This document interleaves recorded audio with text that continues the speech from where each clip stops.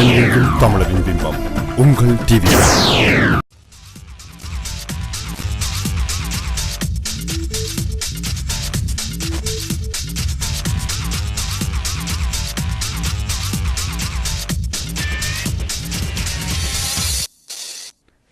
Hello and good afternoon TVI viewers. Welcome to CrossRoads with Neethan Shan. As you know, CrossRoads is a weekly talk show dedicated to discussing a variety of topics that are relevant to the social, economic, political and cultural empowerment and advancement of Tamil Canadians. Today, many tens of thousands of Tamils in Canada are students in high schools, colleges and universities. Sometimes their issues, their concerns and challenges are overlooked, ignored and brushed off.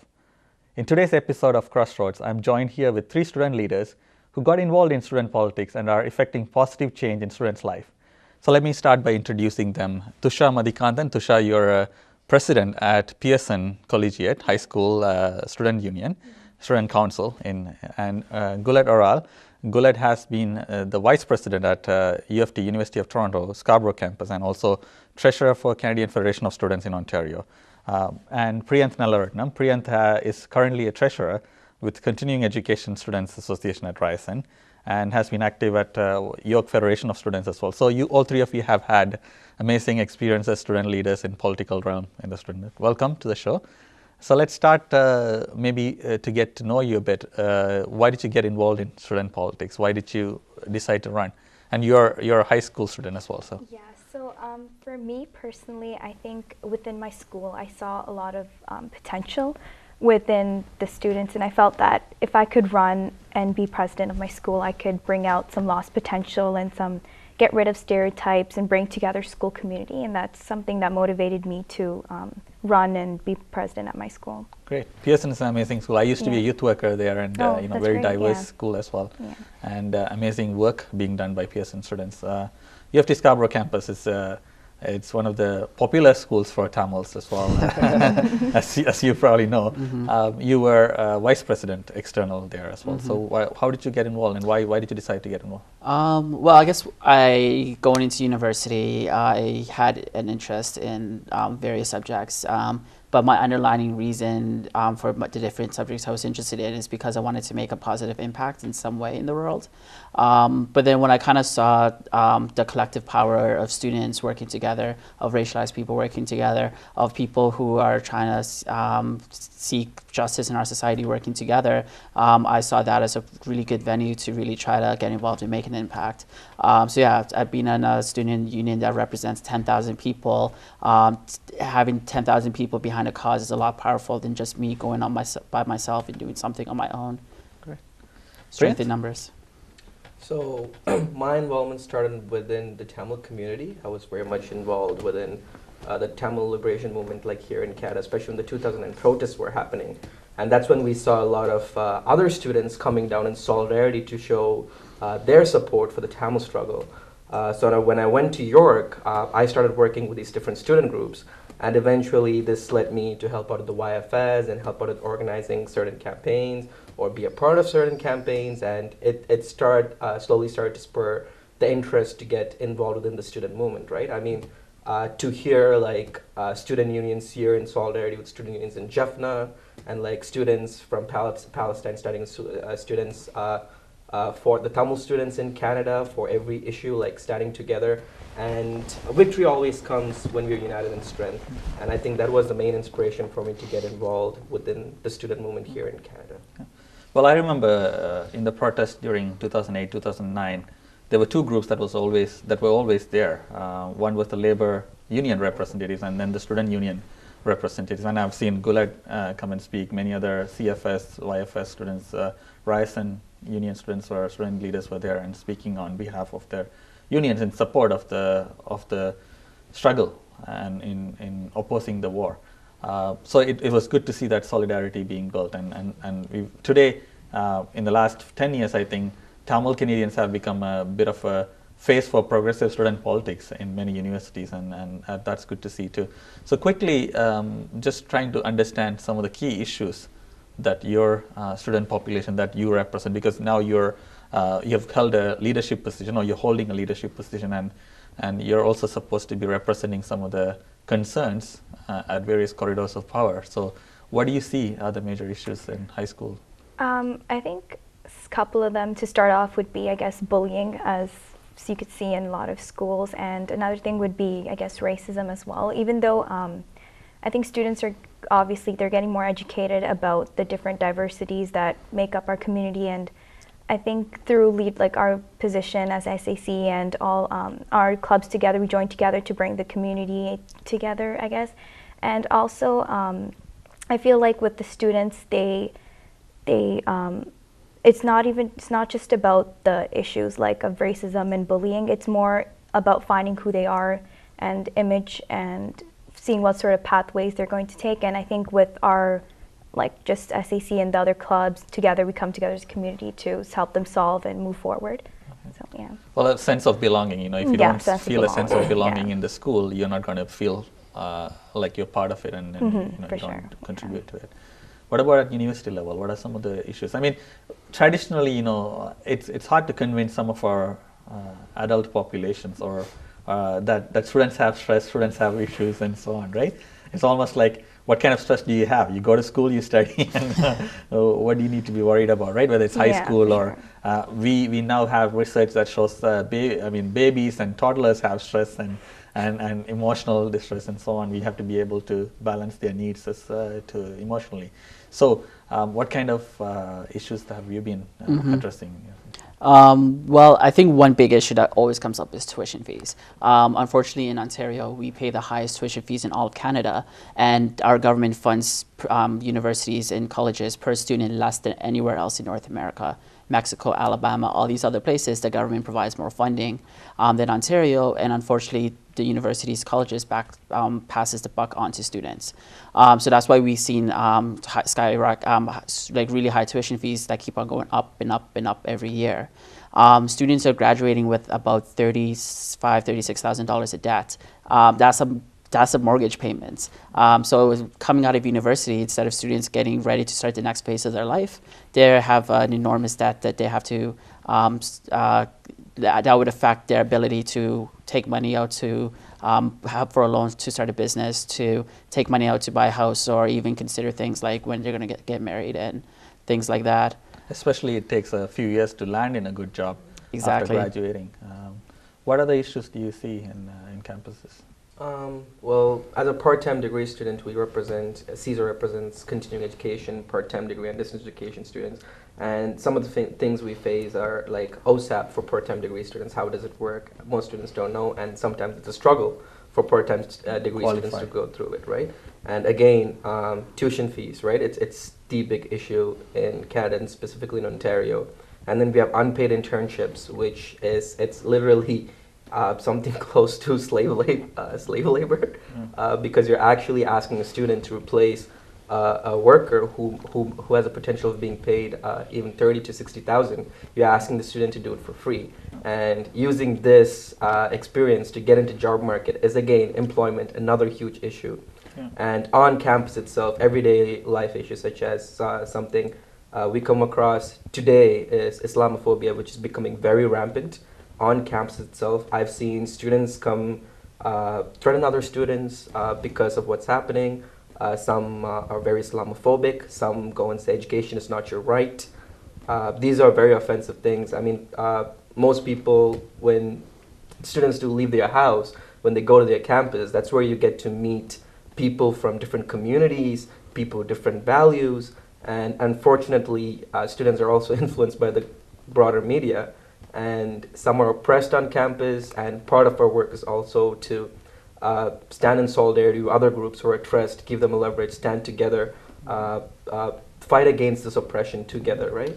So we want to watch a few clips of other students and their concerns and their views, and then we'll come back to talking a bit about the affordability of post-secondary education and also the racism, both in secondary and post-secondary schools. So before we do that, here are a few clips from other students and their views on various issues they're facing, and we'll be back in a few minutes. My name is Neethan Shan. I'm a fourth-year political science student here at York University. Unfortunately, when I graduate, I'm going to graduate with $30,000 to $40,000 debt. As a racialized student, I come from a working-class family. I can't afford the prices that the government has to offer. I feel that education is a right, not a privilege, and everyone deserves equal access to education. Enough is enough. The hike stops here. I'm Sonali Menezes, and I'm currently studying studio art at the University of Guelph.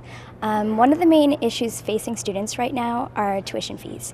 The short story is they're way too high. Students are struggling, they're scrambling to pay their tuition fees, to get good grades, and to pay their bills. At the University of Guelph, students need to use the food bank to get by. And that shouldn't be the reality facing students right now. Students shouldn't be doing a toss-up between a mac and cheese dinner and reaching their grades and paying their bills. That shouldn't be the reality for them. Enough is enough. The hikes stop here.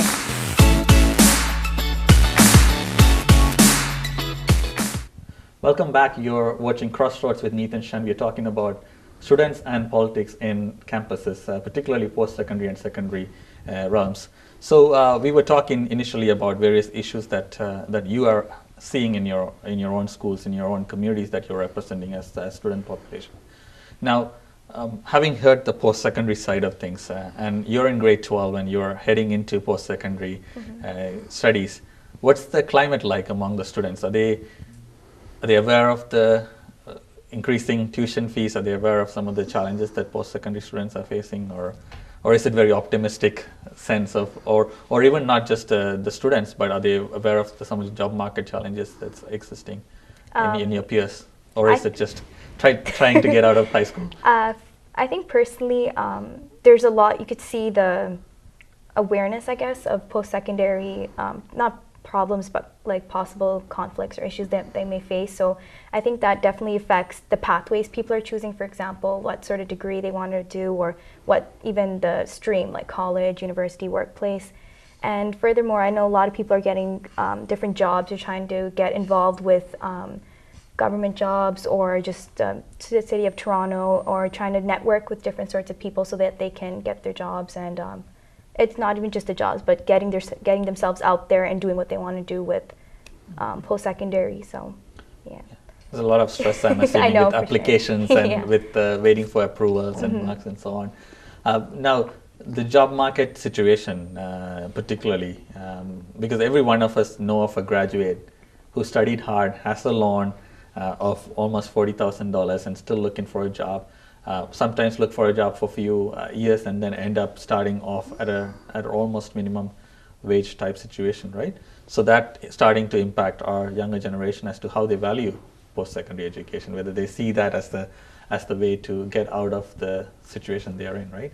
But before we go on to jobs, let's talk a bit more about affordability of tuition fees and so on. Is this become a deterrent for students? How big of a challenge it is? Because sometimes, we are told in the general conversations, because not everybody is a student, or sometimes people who were students forget that they were students, or some of the people who are making policies did not pay as much as the students today are paying for tuition, right? From their time, they had a much more affordable situation for tuition fees. So what's the situation like among your peers, or even younger generation that you're interacting with? Is what kind of a deterrent is it? I think you hit the nail on the head when you say that the older generations don't even realize how expensive it is. The current premier, Kathleen Wynne, she paid her entire year's tuition less than what it takes for one person to pay one course for today. We've seen tuition go up way more than inflation. It's definitely a difference. It's becoming something that's creating inequalities between generations. And I think it's not so much as a deterrent for people getting into post-secondary education because of the OSAP system. It provides a lot of loans, but loans you have to eventually pay back. And it can get you through the first year of school, second year of school. It becomes more challenging later on when you have a lot more expenses, like if people are living away from home, rents, food, transportation. The books.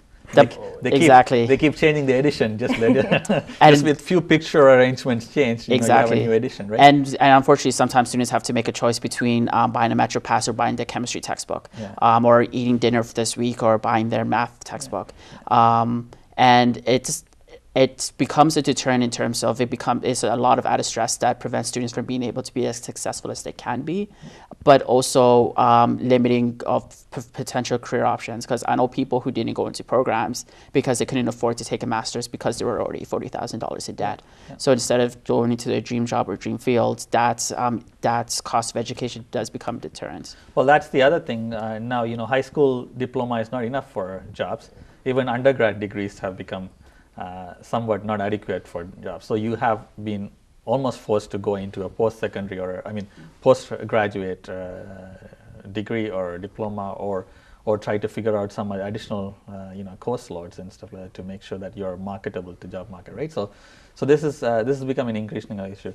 So taking from that, talking a bit about the disparities and the kind of education being a right. And it's like we have a system here in Canada around healthcare where we are able to access healthcare regardless of whether you're rich or poor, to a certain extent. Not completely true, but to the maximum possible extent we can look at. It's a universal healthcare. Education-wise, post-secondary education, even with loans, becoming inaccessible for certain populations, particularly low-income families. Do you foresee a sociological issue in terms of how the generation is shaping up in terms of who gets jobs, who gets access to education? It is very much becoming an accessibility issue too. Like, for example, if you're a part-time degree student, getting an OSAP is really hard. And most people who go into continuing education, a lot of people don't know that if you're going into continuing education studies, the amount that you pay for a course fluctuates compared to an actual undergraduate degree. And what's worse is that, for example, engineering students, they have to pay more than $10,000, right? And if you finish your undergrad, you want to pursue something like law school. Personally, I want to go to law school, and then when I search for the fees, it ranges from $18,000 to $30,000, right? If an average student debt right now is around $35,000 to $45,000, and on top of that, I have to pay almost $30,000 every year for law school. So I'm graduating with almost $100,000 debt, more than $100,000 debt, right? And this is like the status of students in Ontario today. You're graduating in huge amounts of debt, and then you're going into a job market where you eventually can't find a job. You have a high amount of debt, and that's a lot of stress you're putting on students. And this wasn't the case 20 or 30 years back when Guled was actually mentioning about our premier and a lot of other people who were able to successfully make it to where they are today. They also have the equal chance to voice out about this issue. And I was reading about this particular story about a student who had to choose between going to law school or meeting his day-to-day needs. That's the point of situation we are in, right? At the same time, we also had victories in places like Newfoundland, where the government was able to reduce tuition. They're also planning to reduce student debt, right? And this is the same thing that we want to implement for. So what about the 30% grant? And every time an election or during election or prayers to, there is some announcement made to kind of alleviate the burden of student debt. Is it happening, or is it useful? There is a lot of issues with the 30% off grant. First of all, in order to implement it, they canceled a lot of other grants that people were getting. So like the textbook grant, technology grant, and also on top of that, there's a lot of eligibility requirements. So only about 3 out of 9 students in Ontario actually receive this grant. Okay. So a majority of post-secondary education students are not actually receiving a 30% off grant, but they lost grants that they were originally getting because they cut all those into this other project, which unfortunately is kind of the way that governments have been kind of working, making an announcement that sounds good in order to win votes. But not actually putting the money where their mouth is in order to actually make this education system more accessible. Well, regardless of which party it is, the announcements sound much better than what they are actually are supposed to be. Exactly. I want to take a break at this point, but before that, just talk a bit about Quebec, the student movement, and what we saw a few years back, the resistance from students, right? We haven't seen that level of organizing for any issues for decades in Canada. And did it have an impact, or what kind of impact did it have? Is it sustained? Well, I think when the first announcements were made, students in Quebec did mobilize and they were able to get a victory. But there's a huge differences between Quebec and, let's say, Ontario. For one, the announcement that they made was an enormous tuition fee up front, which got students instantly angry and made them react instantly. And now they are increasing tuition fees, but they're doing it little bit by little bit, like they're doing it in Ontario. So there's not that much of an initial reaction from students. But also, Quebec has a history of protesting and doing mass mobilization. Here in Ontario, especially with like a lot of immigrants, families, and first-generation families, there is an idea where coming here to Canada is an opportunity. So even though the cost is high, it is worth it in the end. Yeah. And unlike Quebec, like their fathers, the people's parents protested in university and did strikes in universities. Their parents also strove to framework and foundation of social resistance that exists there. So let's take a quick break here for a few commercials, and we'll be back in a few minutes.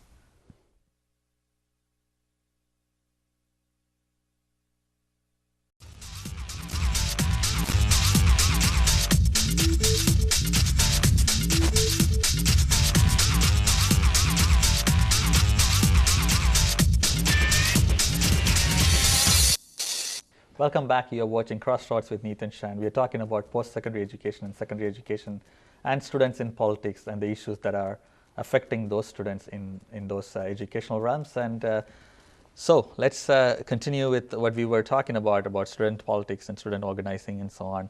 But we talked a lot about tuition fees. I mean, we could always go on and on because that's a major issue. Not just tuition fees, affordability, whether it's books, Metro Pass, and many other things. Let's talk a bit about a different topic that's particularly affecting racialized students. That's racism in campus and racism in school. So what is the situation like in high schools? Overt as well as systemic racism. Are there ways in which students are addressing it? Are they feeling it, or is it something that's slowly disappearing in schools? Or what's your sense?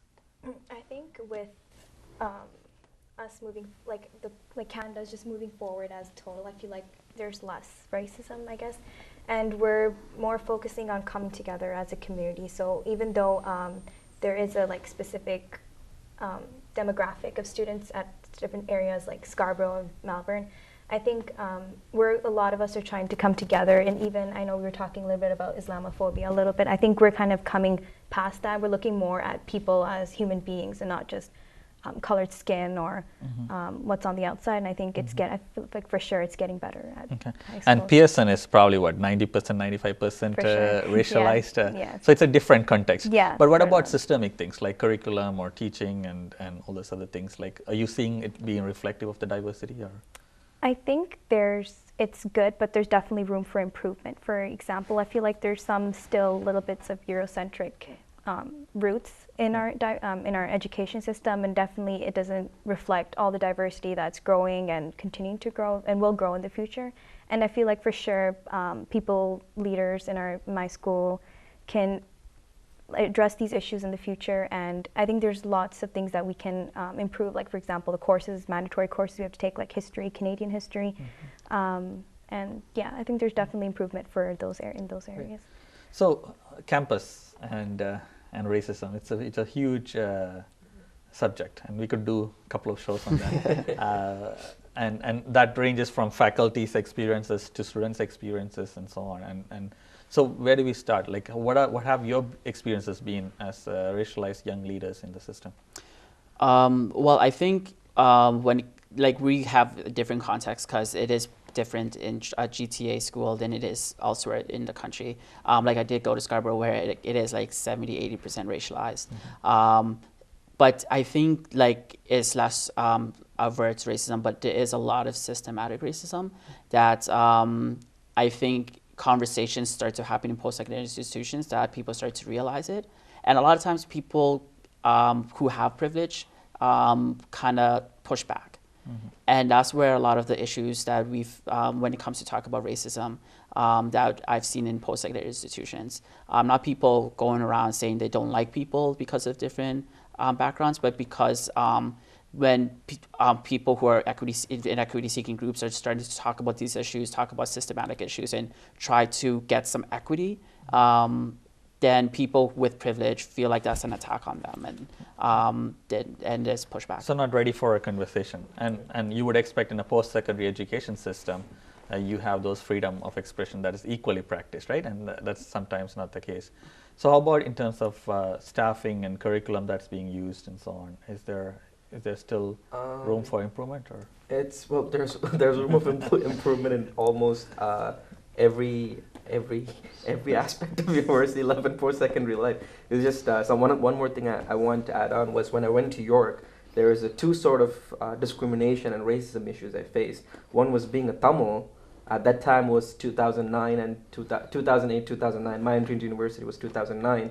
And that's when the Tamil protest was at its peak. Mm-hmm. And when I go to university, I get this very discriminatory comments from the Chavana Sinhala students on campus, right? And I could only imagine how people back home felt in like Tamilam from the Sri Lankan state structure, right? And growing up in high school itself, like I didn't have much Tamil people around me, and it was very like systemic for my principal to say, hey, I'm dark-skinned, I'm brown, I'm more prone to making mistakes compared to the other people on school, and especially when I hang out with 5 or 10 other Tamil kids, I'm even more prone in committing some sort of a mistake, right? And coming back to university, it's this sort of things, and because I'm brown colored, I get attacked as one for being Tamil, and number 2, sometimes people pass by and say, hey, look at the terrorists walking by, and people sometimes say, hey, you don't have right for education, you have to pay for education, right? Things like this. Go back to your country, eh? Don't use our education system, is that what it is?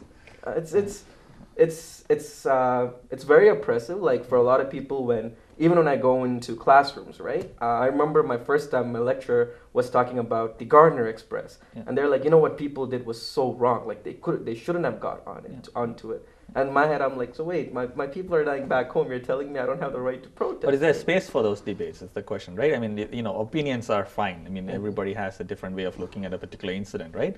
But is the playing field equal so that you can actually present your side of the case in a way you're heard? Is the question, right? That's a very interesting subject, because I think there's a difference between free speech and hate speech. Yeah. And in universities, campuses, I start to see the two people mix them together, where they have really oppressive views, like men rights activists that want to use campus as soapboxes in order to push their views. That is construed as hate speech.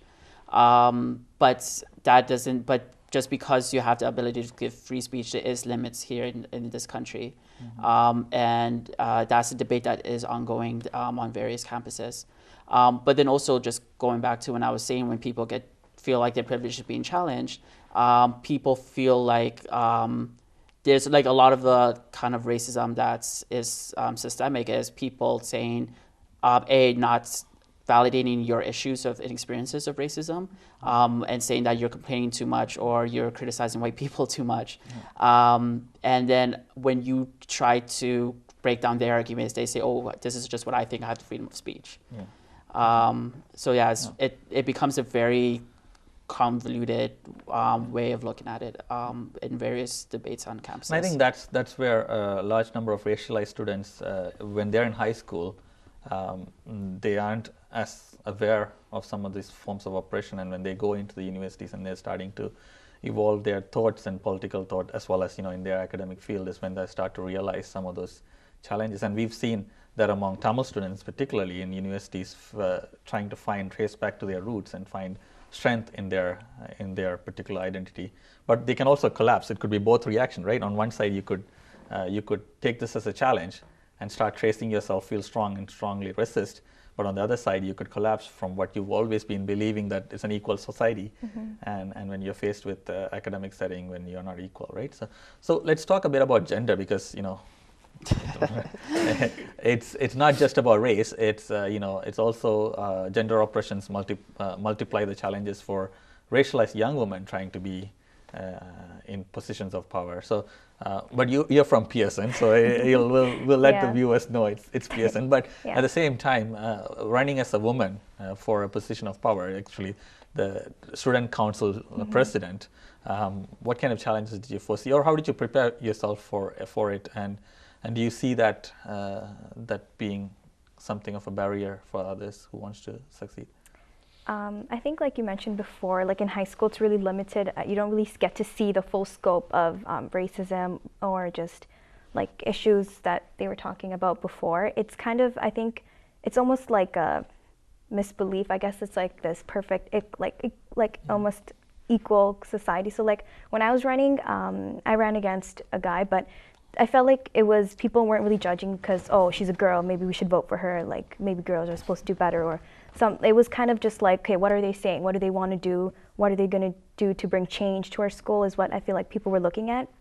And plus Pearson is 95%, almost 100% racialized, so I guess there was really no barriers that they were being like, oh, she's different or she's colored, or so I think there's less barriers within high schools and like more racialized communities like Malvern and Scarborough. We do have, we have, unfortunately we couldn't get them all here, but Darshika, Jessica, and many other young Tamil women who have done amazing work in student politics as well, and broken the barriers. And if it's harder for you guys, it's probably double or triple harder for racialized women to take those positions of power, and we should acknowledge the courage and the contributions they have made to this. But it continues to be the case, in multiple layers. We're not here talking about disability or about sexual orientation and so on, but we have to acknowledge that's continuing the case. Let's go into a bit of a positive side of things. There is progress being made by students in organizing, and many places it's been Tamil students taking a leadership role. So can we think about some of the examples of campaigns or things that's happening? Well, you started mentioning about the Tamil students' issues becoming into the Canadian Federation of Students and so on. So what were some milestones in terms of student union taking on the issues of the liberation struggle? So I think I have to start off mentioning there aren't much Tamil students involved within the student movement at first, right? Yeah. Especially when I was getting involved, there was very few people that are actually pioneering into the student movements like Krishna and Darshika, and then we later see a lot more Tamils going into it, right? And it's because of solid work that they did, solidarity work, I should say, that we slowly started making positive progress within the student movements and the labor movements. For example, there are a couple of times when YFS stood in solidarity with the Tamil people. There was times when a minister from Sri Lanka was planning to come to York University, and the entire student movement, the student YFS was like, well, we don't like someone who's committing a genocide in Tamlilam on campus. And people even went on a 48-hour strike, a 48-hour hunger strike at York, and it's very positive, and it's a passionate feeling when you hear like students from other communities are standing in solidarity for you. They've done numerous press releases, whether it's Canadian Federation of Students, Canada-wide or Ontario-wide, or if it's individual student unions. They've done individual press releases, collective press releases to show their support for the Tamil liberation movement. And also when the Jaffna students got attacked, I mentioned this previously, I believe that was a very crucial moment. And the Canadian Federation of Students were able to release a press release, I think not even 24 hours, less than 12 hours when the event happened. And mobilization was actually happening in every campus. Like I remember when I was at York, I was actually organizing a circle of solidarity. And there was people from the Palestinian student movement, the Kurds, or whether any other students were standing in solidarity with us. And it's so, like I said, passionate, and it's like a sense of happiness to know that we're all standing together against oppression. It's also partly the good job done by leaders from our own Tamil community, young leaders who actually stood in solidarity with many of the other difficult struggles and took positions, right? So you have to be expecting to do that as well. So other than the issues around Tamils and the particular right to self-determination struggles and human rights violations, locally other issues and organizing for tuition fees and other things, how has the student union and student movement been? Well, I guess I just want to start off by saying that if you like university campuses and colleges campuses are usually the forefront of social movements. So from like back in the day when it came to South Africa and apartheid, when the major media governments were against criticizing the South African regime, it was university students and campuses that were going out there saying that this is wrong and that this shouldn't be happening. And same thing with when it came to the issues around the genocide in Tamil Nadu. Even when our governments were not wanting to recognize it, it was university students that were saying that this is wrong. Same thing with Palestine, same thing with other various social movements. So like when it comes to those broader social movements, students are taking the forefront in driving those issues. But even then, there are still a lot of local issues that students do have, that student mobilizing do make positive impacts for students. I know in Scarborough, we had students mobilized to get a reading week for those spring semesters, something that, for the fall semester, something that students really appreciated. Things like getting better bus routes, access, getting that new Pan Am game facility, pushing back against increases of ancillary fees to make education more expensive. And also, even though I really don't like the 30% off program, it is still a bit more money for students for the first year and first few years to help them with their education. So it's amazing that students not only champion their issues that directly impact them, but also issues of equity, poverty, and other things that we've seen. And then that's the trend. I mean, this has been the trend even in other parts of the world. When revolutions took place, a lot of the base has come out of student movements, and even in Ulam, the history traces back to the student movement as well. So we're going to take a quick break to view a couple of videos of student movement related public service announcements, and we'll be back in a few minutes.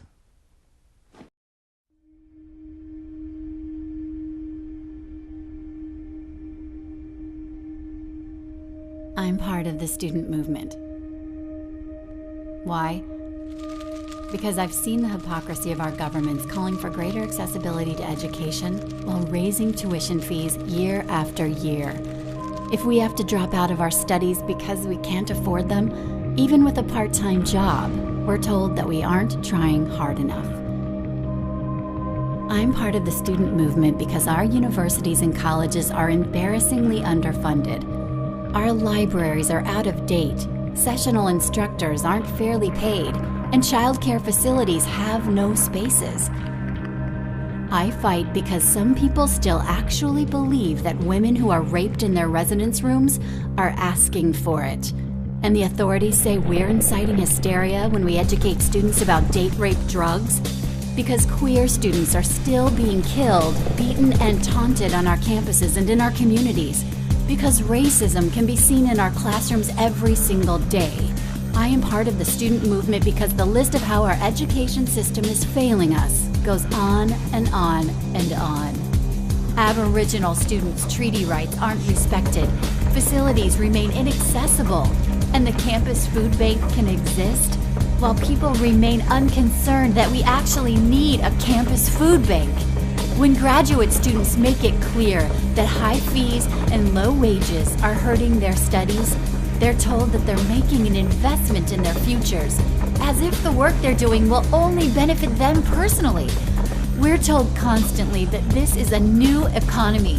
When we demand a federal policy on post-secondary education, we're dismissed because we just don't understand federal-provincial relations. These are only a small handful of issues that we face every day. Obstacles getting in the way of educating people who want the skills that ultimately contribute to our communities. But these obstacles don't need to exist. We shouldn't be discouraged from learning. It should be a priority to encourage all people, socially, financially, and ideologically, to get an education. This is why I am part of the student movement. Because nothing is set in stone. When we stand united, we can tear down the barriers, stop the exploitation, and end the inequality. When we stand united, we can fix a system that's been broken for far too long. We can make it so that anyone and everyone who wants an education has access to one. if we are united.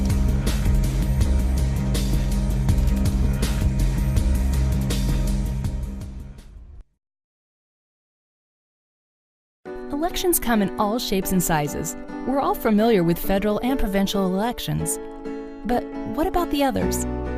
Local and municipal elections matter more than you might think.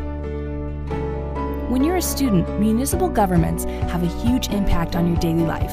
Whether one of your bus routes gets cut, the size of your local library, whether there are good summer jobs available, how long the child care waiting list is in your area, and so on and so on. Municipal governments have real power to make real decisions that affect you. And you have the power to decide who runs them. When you vote in a local municipal election, your voice is being heard in your community. As a student, it's one of your first and best opportunities to have an impact on your neighborhood and city. You can make a difference. That's why this October, it's critical that you vote. Even if it's your first time, even if it's in a small town, even if you're still gathering the facts about the issues and candidates. Don't miss out on a big chance to influence the issues that matter to you in your daily life. Pledge today to vote in your municipal election this October. Let everyone know what issues are most important to you at generationvote.ca. Your vote matters. Make it count.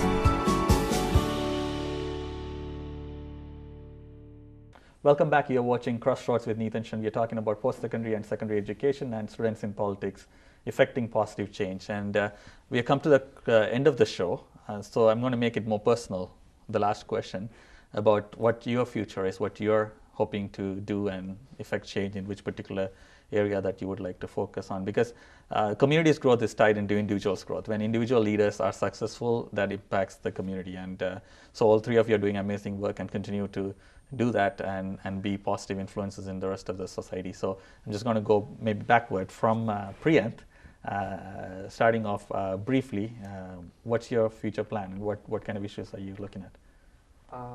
Well, it's big. It's a big question. It's a big question. You didn't expect that, eh? To be honest, like for me to get involved in the student movement was it was a lot of decisions that from high school itself, like the oppression I went through that basically changed my path. Like when I first entered high school without seeing all this world, like she was mentioning, like you don't see a society of oppression, right? When I was growing up, as much as like people kept on pushing me as, you know, you're into that gangs things, you're into this.